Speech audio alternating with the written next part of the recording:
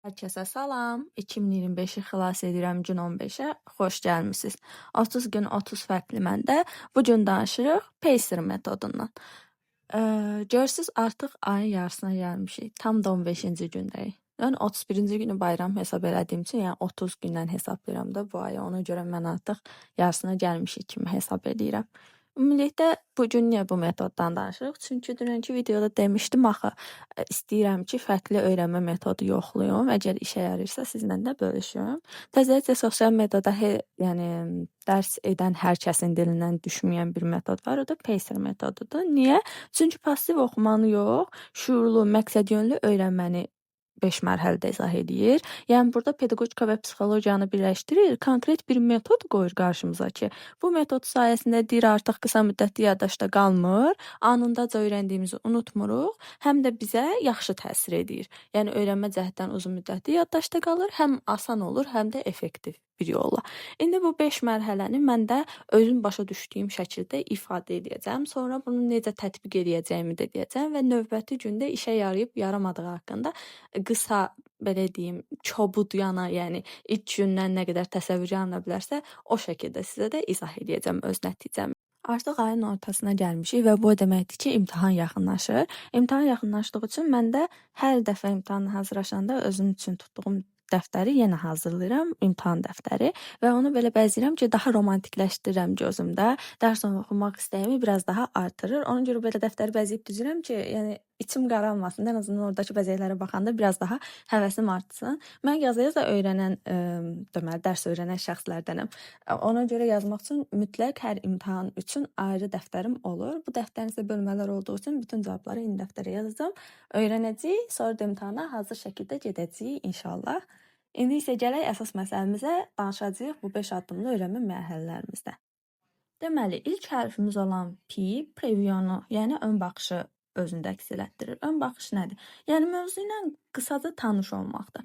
Ümumi mövzu barəsində təsəvvür yaranır ki, bu mətndə nədən danışılır? Başlıqlara baxırsan ki, yəni ümumilikdə hansı əsas mövzular var və alt başlıqlarla da məsələnin məğzi nədir, onu aydınlaşdırırsan. Sonra məsələn deyək ki, şəkil var, yaxud da cədvəl var, qrafik var. Ondan tanışlıq mərhələsidir ki, bu cədvəldə nə göstərib, yəni nəyi müqayisə edir ya da şəkillə nəyi çatdırmaq istəyir və s. Və bir də əsas olaraq mətnin bir giriş abzasını oxuyursan, bir də nəticə olan son abzası oxuyursan. Yəni bu qısaca mətnlə olan ilk tanışlığındır. Sənə nəyi vermək istəyir, səndə nə cürə bir baxış yaradır. Bütün belə deyim, tanışlıq mərhələsi bu preview, ön baxış mərhələsində həll olunur. Yəni bunu necə tətbiq edirik? Deyək ki, əlimizdə hardasa bir 5 səhifəlik PDF var. Bu PDF çox böyükdür də, amma bizə lazımdır ki, qısaca orada nədən bəhs olunur bilək. Ona görə giriş hissələrinə baxırıq ki, mövzuda nədən başlanılır danışmağa. Sonra başlayırıq alt və başlıq və başlıqları analiz eləməyə, şəkil cədvəl varsa onları analiz eləmək və sonda nəticəni oxuyuruq ki, bu bizə nəticə etibarilə nə qatmış olacaq bunu öyrəndən sonra və bununla da tanışlıq mərhələmizi bağlayırıq. Bu olur bizim birinci mərhələmiz. Digər mərhələmiz isə bu da ask adlanır, yəni sual vermək. Bu nədir? Qısacası cavab axtarırıq. Yəni mövzu bizə nə izah eləyir? Bu mövzunu öyrənmək nə üçün vacibdir? Burada nə kimi suallar çıxa bilər? Axı biz ön baxışımızı eləmişdik, orada bizim üçün ilk təsəvvürlər yaranmışdı. Burada da baxırıq ki, bu mövzu bizə nə vermək istədi? Nəticəni oxuyanda ön baxışda bunu bir qədər aldıq. Sonra niyə vacibdir ki, məsələn, İnsan beynində sorğuluyur, axı mən bu fənni niyə öyrənirəm? Həmin o sorğulama hissinin qarşısını almaq üçün bu biz ask mərhələsinə baxırıq. Yəni niyə vacibdiyini burada özümüz üçün aydınlaşdırırıq. Bir də buradan nə suallar çıxa bilər? Məsələn, oxuduqca adamın gözünə ilişən hissələr mütləq ki olur. İlişirsən, görsən bunu bura niyə yazıblar ki, yəni bunun bu məsələyə nə dəxli var idi deyə düşünür insan.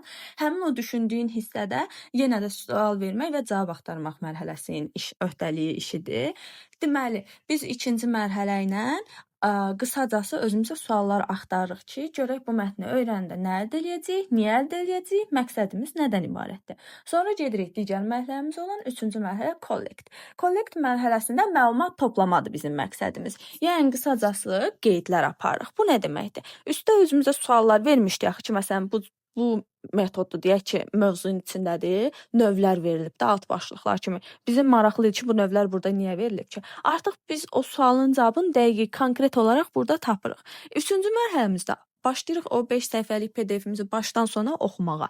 Oxuduqsa artıq burada diqqətli oxu gəlir meydana. Sonra gəlir vacib yerləri tapmaq. Biz bunu hər birimiz eləyirik. Vacib yerləri necə tapırıq? Çoxumuz bəzən altından xətləyirik, bəzən rəngli qələmlərlə işarələyirik, bəzən dəftərdə qeyd çıxardırıq.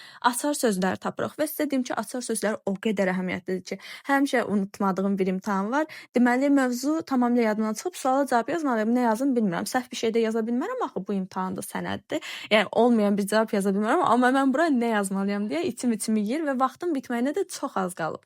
Və düşündüm ki, nə yaza bilərəm. Mövzu ilə bağlı indi giriş vermişəm ki, bəlkə gələr. Orada bir açar söz var idi ki, o açar sözün nəticəsində bütün cavab mənim ağlıma gəldi. O söz də mədəniyyət sözü idi. Çünki pedaqojik olduğu üçün mövzu mədəniyyətlə bağlantısı var idi, deyə də bilmədim həyəcandan. Və həmin o mədəniyyət sözü ilə birgə bütün mövzu demək olar ki, yadıma düşdü və yazmışdım. Həmin imtahanın nəticəsi də təbii ki, uğurlu idi. Mən bildim ki, düz cavab yazmışam. Çıxandan sonra onsuz da, yəni cavab vərəqlərinə baxanda düz yoxsa səhv yazdığı bilmiş olursan da.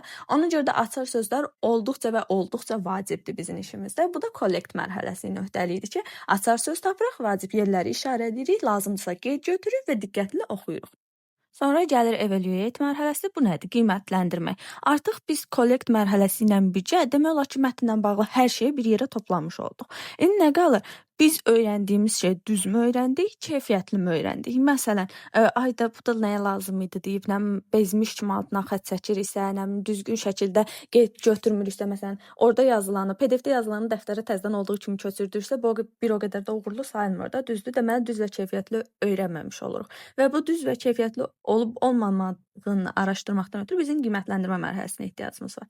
Və üstdəki ask mərhələsindəki suallara cavab tapa bildikmi, sonra kollekt mərhələsində beynimizdə olan boşluqlar doldumu, bunları araşdırırıq. Yəni bir mənalı olaraq qiymətləndirmə mərhələsinin öhdəliyi odur ki, mən bu öyrəndiyimi başqasına danışa bilərəmmi? Əgər danışa bilirəmsə, demək ki, uğurlu öyrənmədir. Danışa bilmirəmsə, demək ki, hardasa yenə də boşluqlarım var. Digər bir tərəfdən sonuncu addımımız reflekt. Bu nədir? Düşünmək və əlaqələndirmək. Yəni uzunmüddətli yaddaşımıza bu mövzu həkk olundumu? Yəni bunu da necə araşdırmaq olar? Öz sözümlə xülasə verə bilirəmmi? Köhnə biliklərimlə əlaqə yarada bilirəmmi? Real həyata nümunəsini verə bilirəmmi? Bu üç sualla birgə. Deməli, əgər istənilən bir mövzunu oxumusan və öz sözlərinlə danışmısansa, deməli bu qısa müddətli yaddaşdan çıxıb. Digər bir tərəfdən Vygotsky həmişə deyir ki, biz bir şey haqqında mütləq ki nəsə bilirik. Ola bilməz ki, beynimizdə o hadisə haqqında, o məlumat haqqında sıfır bilik olsun. Hardasa bilik var, ya biz onu unutmuşuq, ya da bilirik də. Yəni iki versiya var. Bilməmə versiyasını hesaba qatmır. Yəni demək ki, köhnə nə ilənsə bağlı biliklərimiz var bu mövzuda. Köhnə biliklə bunu əlaqələndiririk. Əgər həm öz sözümüzlə xülasə verib, həm də əlaqələndirə bilirsə, yenə demək ki, uzun müddətli yaddaşımızdadır. Son olaraq da mövzu nə olursa olsun, onu bir şəkildə real həyat nümunəsi ilə bağlamaq olur. Və bu real həyat nümunəsini bu mövzuya uyğun verə bilirsənsə, deməli öyrənmisən, başqa bir ikinci şübhəyə, ikinci suala ehtiyac yoxdur. Yəni reflekt mərhələsi bizim sonuncu mərhələmiz olur.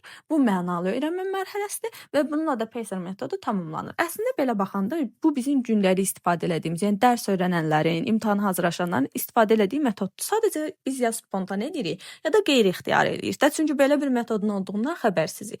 Amma elədiklərimizi o spontan hərəkətləri bir metodun içinə sığışdıranda oradakı addımları daha düzgün izləyəndə daha uğurlu nəticə əldə edə bilərik. Bunu da nə ilə bildik? Demək ki, indi mən sizə sabahları hazırladığım videoda bunun nə qədər uğurlu olmamağını belə göstərə biləcəm ki, öyrənmədiyim bir mövzu ilə tanışlıq eləyəcəm. Sonra suallar hazırlayacağam beynimdə, yəni o üzdən oxuduğum mərhələdə ki, görüm nə qədər mənim üçün qaranlıq bir mövzudur. Sonra kollekt mərhələsində qeydlər götürəcəm, başlayacağam o mövzunu öyrənməyə. Qiymətləndirmə mərhələsində artıq düzgün öyrənib, bu bildiyimi düzgün qiymətləndirmədiyimi nəticələyəcəm və son mərhələdə reflekt mərhələsində də artıq görəcəm ki, bu mənim yadımda qaldı, qalmadı. Onu da necə öyrənirəm? Çox asan. Bir kukla qoysan qarşıma, ona danışırsan. Bir qrup yoldaşımı qoysan qarşıma, ona danışırsan. Yəni ki, danışacaq birini tapırsan, güzgüyü qoyursan qarşıma, güzgüyə danışırsan və əgər baxmadan rahat şəkildə danışa bilirsənsə, deməli öyrənmisən. Bir də məsələn ağlıma belə bir sual ilişmişdi ki, bilməsəm nə olacaq da, elə bir yer oldu ki, boşluq oldu, ilişdim. Demək ki, onda hansısa mərhələdə boşluq eləmişəm də, hansısa mərhələni atlamışam. O atladığım mərhələdə mənim düşüncəmə görə kollekt mərhələsidir. Demək ki, mətni yenidən analiz eləyib, o boşluğu da doldura bilərəm. Bununla da əslində sizə Pacer metodunu qısa bir şəkildə izah elədim. Nə qaldı öhdəlik olaraq yerinə yetirib metodun nə qədər uğurlu olub olmadığı arasındakı fikirlərimizi bölüşmək. Amma yəni dərslə bağlı olan hər kəs deyir ki, ən uğurlu öyrənmə metodu kimi bunu hesab eləmək olar.